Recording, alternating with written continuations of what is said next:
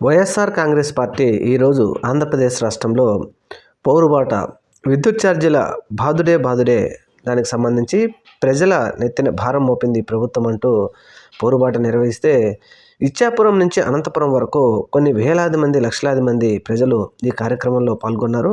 మరీ ముఖ్యంగా చంద్రబాబు నాయుడు గారు 2024 సార్వత్రిక ఎన్నికల్లో ఆయన ఇచ్చిన హామీ విద్యుత్ ఛార్జీలు మేము పెంచము అని చెప్పేసి ఉన్న వాటి కంటే తగ్గిస్తామని చెప్పి హామీ ఇచ్చిన చంద్రబాబు నాయుడు గారు అధికారంలోకి వచ్చిన 2-3 నెలల్లోనే దగ్గరగా 19,000 కోట్ల రూపాయలు ట్రూఅప్ ఛార్జీలతో పేద ప్రజలను ఎత్తిన బాధటము, అలాగే ఎస్సీ/ఎస్టీ మిత్రులకు 200 యూనిట్ల లోపు వాడిన వారికి ఫ్రీ కరెంటును కూడా ఎత్తివేయడంతో ప్రజల మీద అధిక భారం పడింది. దీనిని నిరసిస్తూ వైఎస్ఆర్ కాంగ్రెస్ పార్టీ ఈరోజు తలపెట్టిన ప్రజా పోరుబాట మాత్రం విజయవంతమైందని చెప్పుకోవాలి. ఇచ్చాపురం నుంచి అనంతపురం వరకు లక్షలాది మంది ప్రజలు పోరుబాటలో పాల్గొన్నారు.